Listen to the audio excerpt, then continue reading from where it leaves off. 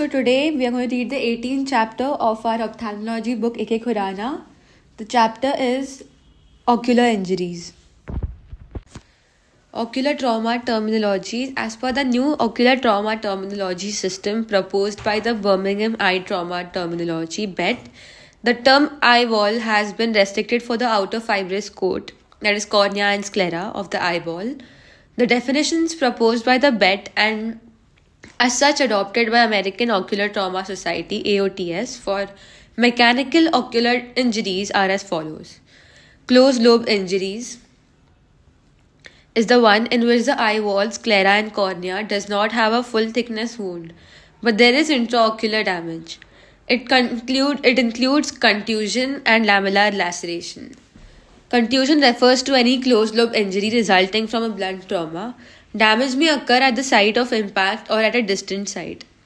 Lamellar laceration is a closed lobe injury characterized by a partial thickness wound of the eye wall caused by a sharp object or a blunt trauma.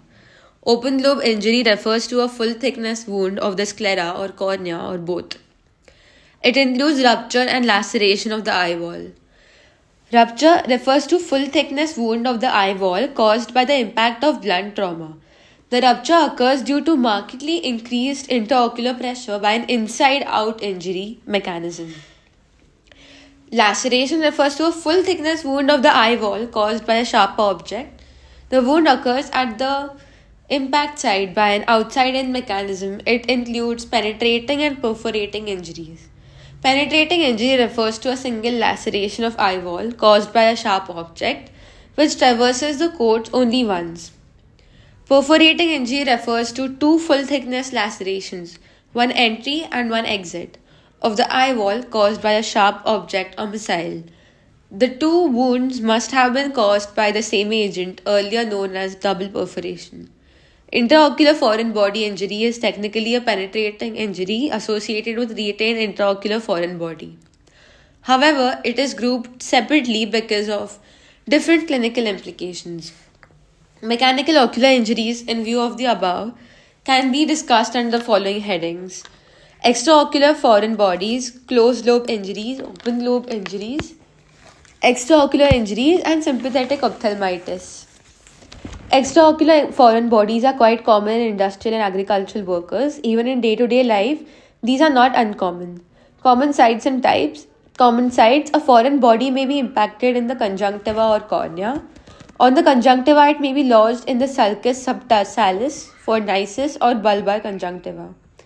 In the cornea, it is usually embedded in the epithelium or superficial stroma and rarely into the deep stroma. Common types of foreign bodies are: common foreign bodies are particles of dust, sand, steel, glass, wood, and small insects like mosquitoes. Common foreign bodies in industrial workers are particles of iron, emery, and coal.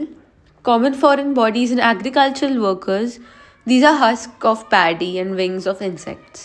Clinical features, symptoms: a foreign body produces immediate discomfort, profuse watering, and redness in the eye. Pain and photophobia are more marked in the corneal foreign body than the conjunctival foreign body. Defective vision occurs when it is lodged in the center of the cornea.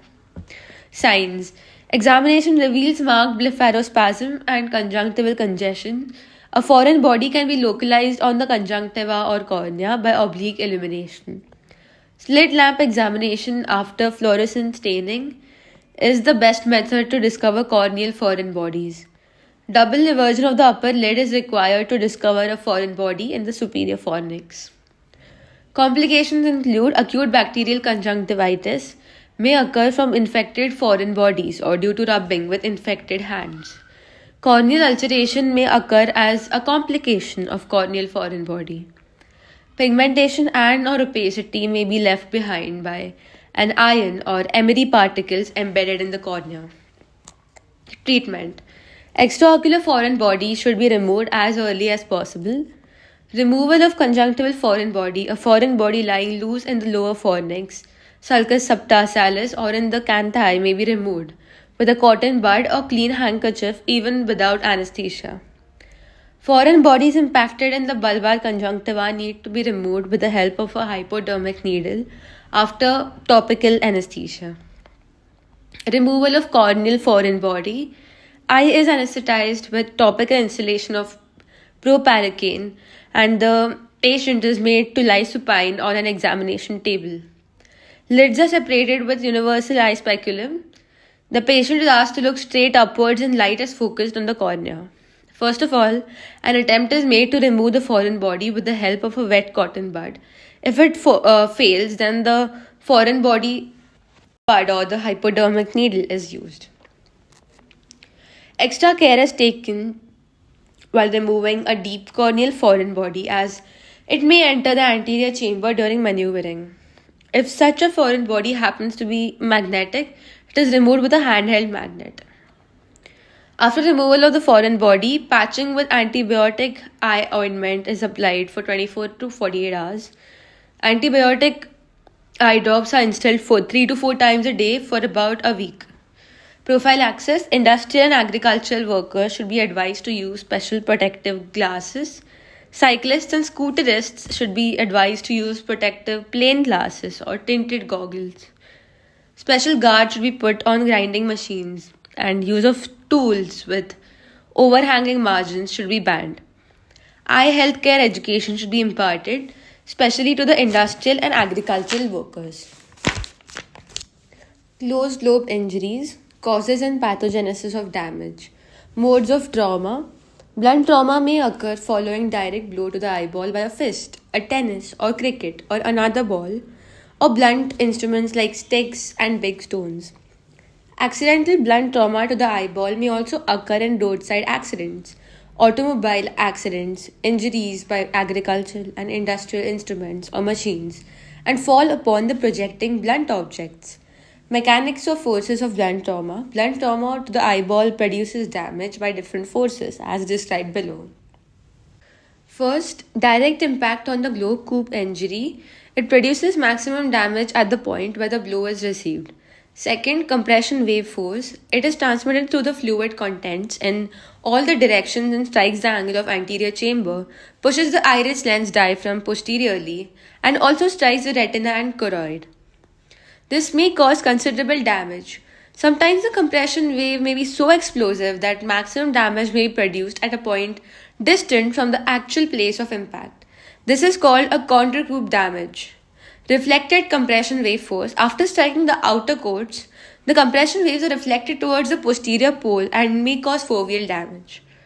Rebound compression wave force. After striking the posterior wall of the globe, the compression waves rebound back anteriorly. This force damages the retina and choroid by a forward pull and lens iris diaphragm by a forward thrust from the back. Indirect force. Ocular damage may also be caused by indirect forces from the bony walls and elastic contents of the orbit when the globe suddenly strikes against these structures. Mechanisms of damage. The different forces of the blunt trauma described above may cause damage to the structures of globe by one or more of the following modes. Mechanical tearing of tissues of eyeball, damage to tissue cells sufficient to cause disruption of their physiological activity, vascular damage leading to ischemia, edema, and hemorrhages. Trophic changes due to disturbance of nerve supply, delayed complications of blunt trauma such as secondary glaucoma, late rosette cataract, and retinal detachment. Traumatic lesions produced by blunt trauma can be grouped as follows: closed lobe injury, globe rupture, and extraocular lesions. Lesions of closed lobe injury. In closed lobe injury, either there is no corneal or scleral wound at all, contusion, or it is only of partial thickness, lamellar laceration. Contusion injuries may vary in severity from a simple corneal abrasion to an extensive intraocular damage. Lesions seen in closed lobe injuries are briefly enumerated here structure wise. Okay, so the first structure is cornea. Simple corneal abrasions. These are very painful and diagnosed by fluorescent staining. These usually heal up within 24 hours with patching applied after instilling antibiotic ointment. Recurrent corneal erosions, recurrent keratoalgia. These may sometimes follow simple abrasions, especially those caused by fingernail trauma. Patient usually gets recurrent attacks of acute pain and lacrimation on opening the eye in the morning. This occurs due to abnormally loose attachment of epithelium to the underlying Bowman's membrane. Treatment: loosely attached epithelium should be removed by debridement and pad and bandage, applied for 48 hours so that firm healing is established. Partial corneal tears, lamellar corneal laceration. These may also follow a blunt trauma and are treated by topical antibiotics and patching. Tears in Descemet's membrane are known to occur in birth trauma. These are usually vertical. Acute corneal edema may occur following traumatic dysfunction of endothelial cells. It may be associated with Descemet's folds and stromal thickening. It usually clears up spontaneously, rarely a deep corneal opacity may be the sequelae. Blood staining of cornea. It may occur occasionally from the associated hyphema and raised intraocular pressure. Cornea becomes reddish brown or greenish in color, and in later stages simulates dislocation of the clear lens into the anterior chamber. It clears very slowly from the periphery towards the center. The whole process may take even more than 2 years. The second structure is sclera. Partial thickness scleral wounds may occur alone or in association with other lesions of closed lobe injuries. Third structure is anterior chamber, traumatic hyphema. That is blood in the anterior chamber. It occurs due to injury to the iris or ciliary body vessels. Treatment includes conservative treatment, which is aimed at prevention of rise in IOP and occurrence of a secondary hemorrhage, that is, a rebleed. Surgical treatment: a small hyphema usually clears up with conservative treatment. A large, non resolving hyphema, which is causing raised IOP, should be drained to avoid blood staining of the cornea. Exudates: these may collect in the anterior chamber following traumatic uveitis. Fourth, iris, pupil, and ciliary body. Traumatic meiosis. It occurs initially due to irritation of ciliary nerves. It may be associated with spasm of accommodation. Traumatic mydriasis, iridoplasia. It is usually permanent and may be associated with traumatic cycloplegia. Rupture of pupillary margin is a common occurrence in closed lobe injury. Radiating tears in the iris, stroma, sometimes reaching up to ciliary body, may occur occasionally.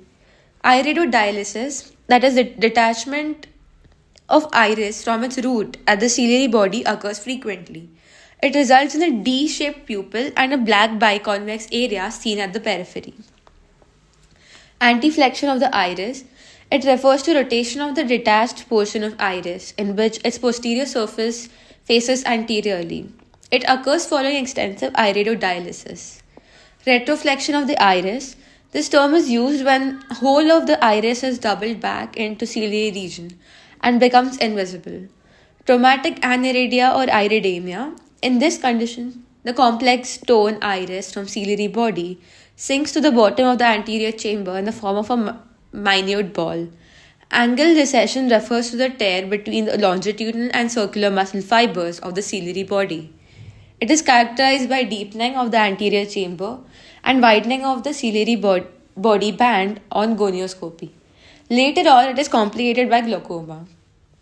Inflammatory changes. These include traumatic iridocyclitis, hemophthalmitis, post-traumatic iris atrophy, and pigmentary changes. Treatment: it consists of atropine, antibiotics, and steroids. In the presence of ruptures of pupillary margins and subluxation of lens, atropine is contraindicated. The fifth structure is lens. It may show the following changes. Vossius ring. It is a circular ring of brown pigment seen on the anterior capsule. It occurs due to striking of the contracted pupillary margin against the crystalline lens. It is always smaller than the size of the pupil. Concussion cataract. It mainly occurs due to inhibition of the aqueous and partly due to direct mechanical effects of the injury on lens fibers. It may assume any of the following shapes. Discrete subepithelial opacities are of most common occurrence. Early rosette cataract punctate. It is the most typical form of concussion cataract. It appears as feathery lines of opacities along the star-shaped suture lines, usually in the posterior cortex. Late rosette cataract. It develops in the posterior cortex 1 to 2 years after the injury. Its sutural extensions are shorter and more compact than the early rosette cataract.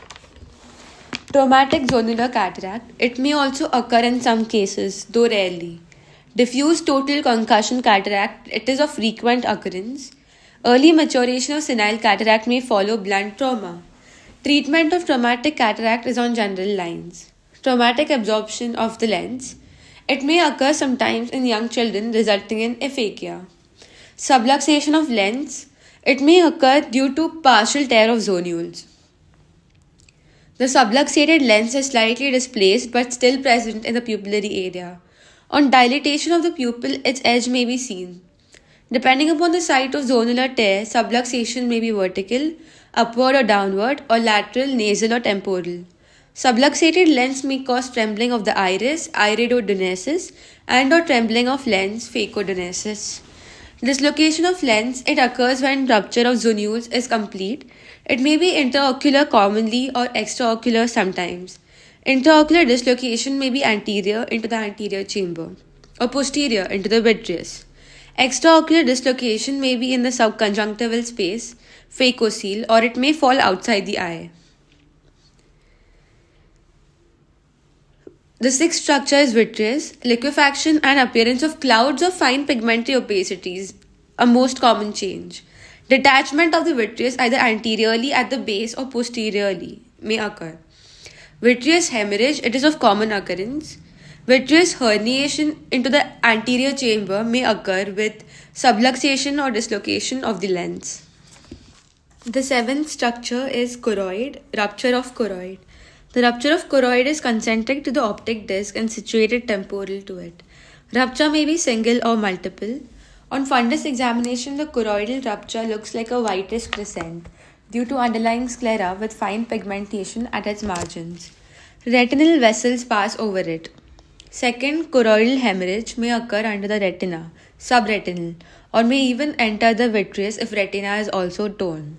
Choroidal detachment is also known to occur following blunt trauma. Traumatic choroiditis may be seen on fundus examination as patches of pigmentation and discoloration after the eye becomes silent. The next structure is retina, commotio retinae, Berlin's edema. It is of common occurrence following a blow on the eye. It manifests as milky white cloudiness involving a considerable area of the posterior pole, with a cherry red spot in the foveal region. It may disappear after some days or may be followed by pigmentary changes. Retinal hemorrhages, these are quite common following concussion trauma. Multiple hemorrhages include flame-shaped and preretinal D-shaped subhyaloid hemorrhage, may be associated with traumatic retinopathy. Retinal tears, these may follow a contusion, particularly in the peripheral region, especially in eyes, already suffering from myopia or senile degeneration. Traumatic proliferative retinopathy, retinitis proliferans, it may occur secondary to vitreous hemorrhage forming tractional bands. Retinal detachment, it may follow retinal tears or vitreoretinal tractional band. Concussion changes at macula. Traumatic macular edema is usually followed by pigmentary degeneration. Sometimes a macular cyst is formed, which on rupture may be converted into a lamellar or a full thickness macular hole. Intraocular pressure changes in a closed lobe injury. Traumatic glaucoma. It may occur due to multiple factors which are described in detail on another page. Traumatic hypotony. It may follow temporary damage to the ciliary body, ciliary shock, or there may occur permanent damage to the ciliary body, which may even result in phthisis bulbi. Traumatic changes in the refraction. Myopia may follow ciliary spasm or rupture of zonules or anterior shift of the lens. Hypermetropia and loss of accommodation may result from damage to the ciliary body, cycloplegia. Open lobe injuries. Open lobe injury is defined as a full thickness wound of the eyeball, sclera, and cornea. It includes globe rupture and globe laceration. Globe rupture. Globe rupture is a full thickness wound of the eyeball, that is sclera, cornea, or both, caused by a blunt object. Types of globe rupture. Globe rupture may occur in two ways. Direct rupture may occur, though rarely, at the site of injury. Indirect rupture is more common and occurs because of the compression force. The impact results in a momentary increase in the intraocular pressure and an inside-out injury at the weakest part of the eyeball, that is, in the vicinity of the canal of Schlemm, concentric to the limbus. The supraronasal limbus is the most common site of globe rupture, contracoup effect, the lower temporal quadrant being most exposed to trauma. Clinical features: rupture of the globe may be associated with prolapse of uveal tissue, vitreous loss, intraocular hemorrhage, and dislocation of the lens. Intraocular pressure may be raised initially, but ultimately it is decreased. Accompanying signs include irregular pupil, hyphema, commotio retinae, choroidal rupture, and retinal tears. Treatment: repair of tear in the eyeball should be done meticulously under general anesthesia to save the eyeball whenever possible. Post-operative treatment should include antibiotics, steroids, and atropine.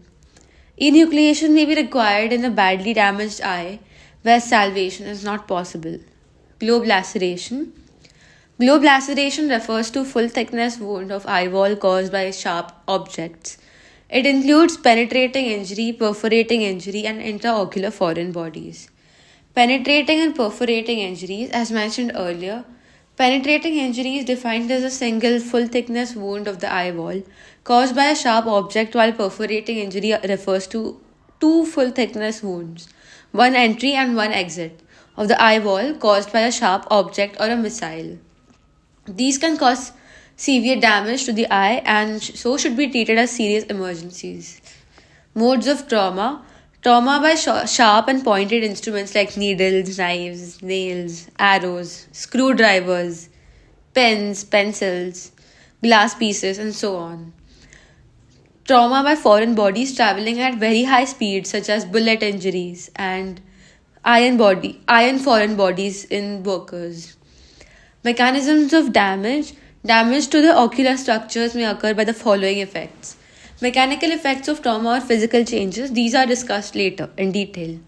Introduction of infection: sometimes pyogenic organisms enter the eye during open globe injuries, multiply there, and cause varying degrees of infection depending upon the virulence and host defense mechanism.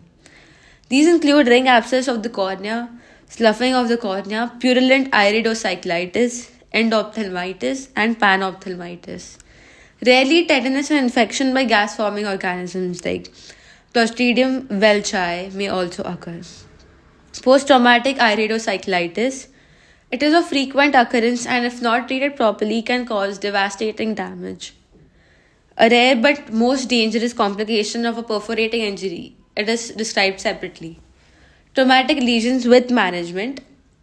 Mechanical effects of penetrating or perforating trauma on different ocular structures with the management are enumerated here briefly. Wounds of the conjunctiva. These are common and usually associated with some subconjunctival hemorrhage. A wound of more than 3 mm should be sutured. Wounds of the cornea. These can be divided into uncomplicated and complicated wounds. Uncomplicated corneal wounds. These are not associated with prolapse of intraocular contents. Margins of such wounds swell up and lead to automatic sealing and restoration of the anterior chamber. Treatment: a small central wound does not need stitching. The only treatment required is pad and bandage with atropine and antibiotic and ointments. A large corneal wound, that is more than 2 mm, should always be sutured. Complicated corneal wounds. These are associated with prolapse of iris, sometimes lens matter, and even vitreous. Treatment: corneal wounds with iris prolapse should be sutured meticulously after abscising the iris. The prolapsed iris should never be reposited since it may cause infection. When associated with lens injury and vitreous loss, lensectomy and anterior vitrectomy may be performed along with repair of the corneal wound. Wounds of the sclera. These are usually associated with corneal wounds and should be managed as above. In corneoscleral tear, first suture should be applied at the limbus. Wounds of the lens. Extensive lens ruptures with vitreous loss should be managed as above. Small wounds in the anterior capsule may seal and lead on to traumatic cataract, which may be in the form of localized stationary cataract, early or late rosette cataract, or complete total cataract. These should be treated on general lines. A badly severely wounded eye refers to extensive corneoscleral tears associated with prolapse of the uveal tissue. Lens rupture. vitreous loss, and injury to the retina and choroid. Usually, there seems to be no chance of getting useful vision in such cases, so preferably such eyes should be excised. Intraocular foreign bodies. Penetrating injuries with foreign bodies are not infrequent. Seriousness of such injuries is compounded by the retention of intraocular foreign bodies. Common foreign bodies responsible for such injuries include chips of iron and steel 90%, particles of glass, stone, lead, pellets, copper percussion caps, aluminium, plastic, and wood. It is important to note that during chopping a stone with an iron chisel, it is commonly a chip of the chisel and not of the stone which enters the eye. Modes of damage and lesions. A penetrating or perforating injury with retained foreign body may damage the ocular structures by the following modes. Mechanical effects, introduction of infection, reaction of foreign bodies, post-traumatic iridocyclitis, sympathetic ophthalmitis. Mechanical effects. Mechanical effects depends on the size, velocity, and type of foreign body. Foreign bodies greater than 2 mm in size cause extensive damage. The lesions caused also depend upon the route of entry and the site up to which a foreign body has travelled. Traumatic lesions produced by intraocular foreign bodies include corneal or and scleral perforation, hyphema, iris hole, rupture of lens and traumatic cataract, vitreous hemorrhage and or degeneration, choroidal perforation, hemorrhage and inflammation, retinal hole, hemorrhages, edema and detachment. Locations of IOFB, that is intraocular foreign body. Having entered the eye through the cornea or sclera, a foreign body may be retained at any one of the following sites: anterior chamber, iris, posterior chamber, lens, vitreous cavity, retina, choroid, sclera, orbital cavity. Anterior chamber. In the anterior chamber, the intraocular foreign body usually sinks at the bottom. A tiny foreign body may be concealed in the angle of anterior chamber and visualized only on gonioscopy. Iris. Here the foreign body is usually entangled in the stroma. Posterior chamber, rarely a foreign body may sink behind the iris after entering through the pupil or after making a hole in the iris. Lens. Foreign body may be present on the anterior surface or inside the lens. Either an opaque track may be seen in the lens or the lens may become completely cataractous. Vitreous cavity. A foreign body may reach here through various routes depicted in the figure. Retina, choroid and sclera. A foreign body may obtain access to these structures through corneal route or directly from scleral perforation. Orbital cavity. A foreign body piercing the eyeball may occasionally cause double perforation and come to rest in the orbital tissues.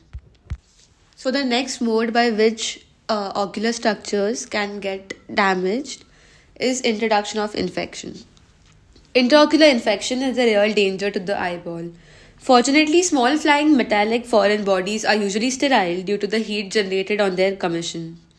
However, pieces of wood and stones carry a great chance of infection. Unfortunately, once intraocular infection is established, it usually ends in endophthalmitis or even panophthalmitis. Next, reactions of foreign body. Reaction of inorganic foreign body. Depending upon its chemical nature, following 4 types of reactions are noted in the ocular tissues. No reaction is produced by inert substances which include glass, plastic, porcelain, gold, silver, and platinum. Local irritative reaction leading to encapsulation of the foreign body occurs with lead and aluminium particles.